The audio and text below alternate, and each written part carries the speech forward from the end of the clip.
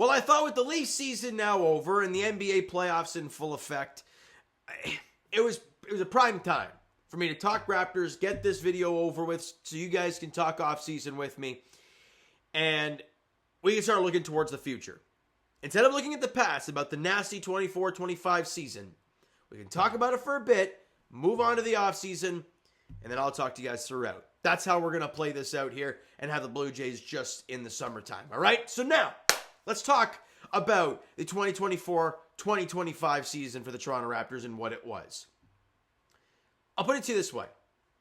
Early on in the season, right, you thought, wow, with the brutal schedule that looks to start, right? Let's go to the start of the season. And you saw Cavaliers, Sixers, Timberwolves, Nuggets, Hornets, Lakers, Kings, Nuggets, Kings, Clippers, Lakers, Bucks. And you're like, holy crap, that's a bloodbath first month. But then you had the Pistons, who ended up being good. Celtics, Pacers, Timberwolves, Cavs again. And that's a full month to start the year. And we thought this season might be over by then. And it was. However, the way they had lost these games, the ethical tank games, were all over the place. It was exactly what Raptor fans wanted to see. First game, you got shit pumped by 30. That was no fun. Then you beat the Sixers. And you're like, whoa, okay, that's interesting. Then you lost by 11 to the T-Wolves. They just outclassed you in that game in Minnesota. You played Denver. You had a big lead late in this basketball game. I think it was like a double-digit lead in the final minutes. You end up blow it, goes to overtime, you lose.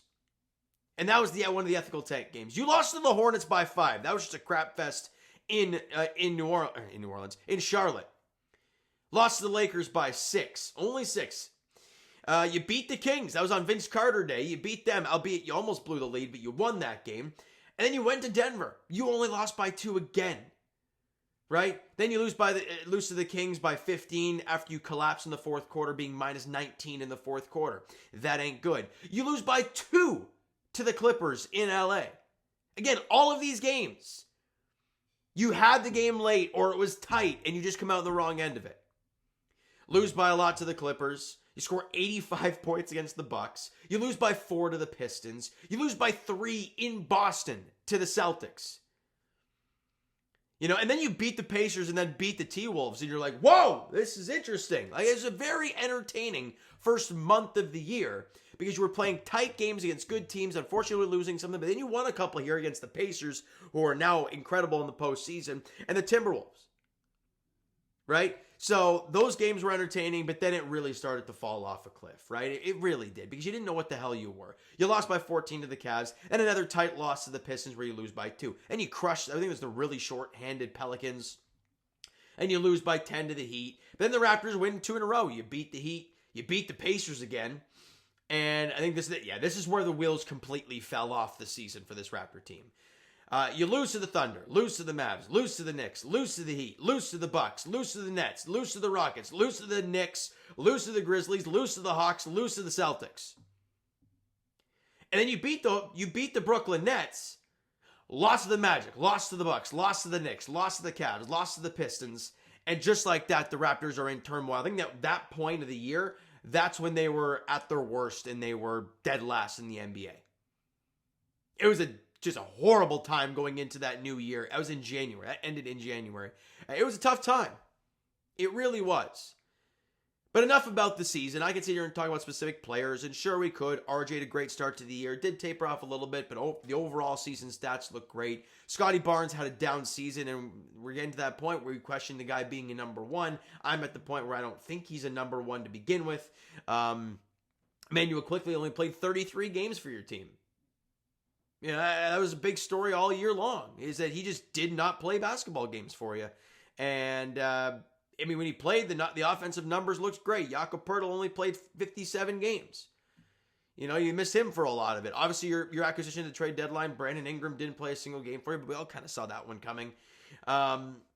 Grady Dick had an incredible start to the year. It really tapered off in the second half. Ochai Agbaji, a nice little step for him.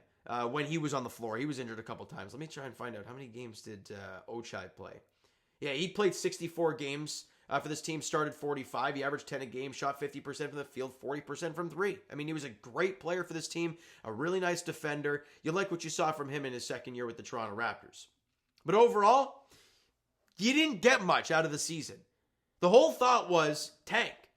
That was the entire thought of the season, was tank, get one of these top draft picks. But as we learned pretty quickly at the draft lottery, tanking meant nothing. Because it was handed to the Dallas Mavericks, who got Cooper Flagg. Let's be honest, they're going to take him. The Spurs, who had the worse odds than the Raptors did, jumped 6 spots to the 2 seed. The Philadelphia 76ers, boy, I mean, they were 5th, and out of that like great top 4 that's there, and they jumped 2 spots into the 3rd spot. So that's huge for them. VJ Etcom going to the Hornets, they dropped 1 spot. And if you're the Wizards and Jazz, and you can even throw in the Pelicans to this mix, you're embarrassed. The Jazz won 17 games last year. They had the worst record in the NBA. They had that Cooper Flagg, or at least the top 3 spot. You know, we're in pretty good shape there. They dropped to 5th out of that top 4. Same with pretty much the same as the Wizards. They had the 2 spot. They dropped 4, and they got to 6th. So yes, we're miserable as Raptor fans because we had the 7th spot. You dropped 2 to the 9th spot, and according to all these that I'm seeing, Derek Queen, the center out of Maryland, is the guy the Raptors, at least according to mock drafts, are going to take. Let me know what you think. But the tank really didn't mean squat because it really fell apart. It did not go according to the draft lottery standings. And yeah, so the season was just a dud overall for the Toronto Raptors. It was just no fun at all. All right. Now let's get to that draft lottery and the draft and what we think the Raptors should do. Because let's get away from the season that was. It sucked. Great. Let's move on. The draft is coming up, and the Raptors have a 9th overall pick. First question I have for you guys is, do they make that pick?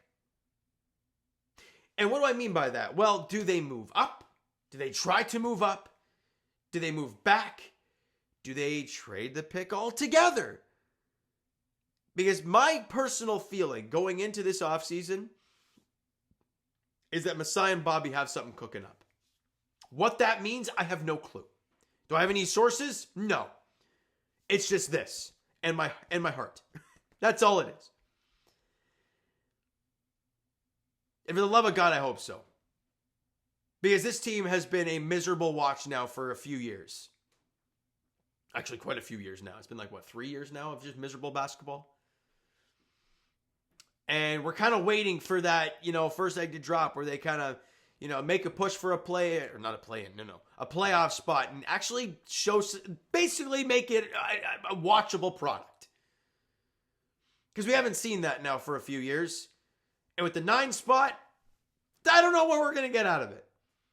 Do they package the 9th pick in something crazy for a guy like Giannis who's asking out? I don't know. Or do they believe so much in Brandon Ingram that they keep everybody together and then go into the year with Brandon Ingram healthy and ready to go and say, yes, this is the winning product? I don't know. Is RJ Barrett going to be a Raptor next year? Because there's been so much talk about his future with the team. Because I have no clue what's going to happen. And the reason I haven't talked about free agency or anything is because, let's be honest, the Raptors don't really ever get anything good in free agency. Nobody ever tries to come to Toronto in free agency. Yeah, you'll get some couple bench guys here and there.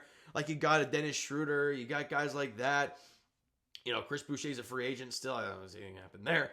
But any bench guys, right? That's kind of what they'll be looking at in free agency because the Raptors don't shop at the top. You look at the unrestricted free agents right now. Brook Lopez, where are we? Clint Capella, Malcolm Brogdon, Bruce Brown, Miles Turner, Tim Hardaway, D'Angelo Russell, Karis LeVert, Luke Kennard. Those are all the UFAs. Something else might happen. I just think it's the trade market. I think if the Raptors are going to do anything, it's going to be trade-wise. And if not, we might go into a year where they're actually praying that Brandon Ingram is the guy. So we'll see. I don't have much else to tell you guys, though. Because we're just kind of sitting here in waiting mode to see what Masai and Bobby do. Whether it's draft the 9th overall pick. Whether it's moving the 9th overall pick. Or I don't know. I honestly have no clue where this team's headed. I wish I could give you guys a clear answer. It's like, yes, this is the path for this team being great next season because I don't got it for you. Would I love to be wrong and something happen and this team be great next season? You're damn right. Trust me, watching regular season Leafs hockey and watching the Raptors get their teeth kicked in every night, it's no fun. Entertaining Raptor basketball, now that I can do. Because us in Raptorland, we kind of need some of it again. All right? And we keep hearing about how it was such a great place to play in Toronto and all this stuff, and we get all excited when players say that about you, blah, blah, blah, blah, blah. Get it on the court, boys. That's all I got to say. All right, so you know what, guys? That's going to do it for this one. If you enjoyed the video, and not the season that was, or even the draft lottery, but are excited for what's to come, because anything new is exciting, at least for the time being. Let me know all your thoughts down below. Twitter, or hit that like button, hit the subscribe button. Comment down below your thoughts on the video, your thoughts on the upcoming season, off-season for the Toronto Raptors, and if you want to talk about the year that was, you can do that as well. Twitter, Discord, Instagram, TikTok, all that stuff is down below, so follow up there if you haven't done so already. I'll talk to you guys. Jays Edition, tomorrow night, Game 1 against the San Diego Padres at Rogers Center. Scotiabank Arena. Not anymore. Rogers Center, 7:07 first pitch there. Jays, Padres. Chris Bassett is on the mound for the Blue Jays. Can't remember who it was for the Padres. Let me quickly check that. It is Dylan Cease, right. 7:07 first pitch there. And for the Toronto Raptors, I'll talk to you guys throughout the offseason, hopefully for some good things to come. Thank you so much for listening and watching. I hope you enjoyed the video. And the chat about the regular season last year being done, I'll talk to you guys then.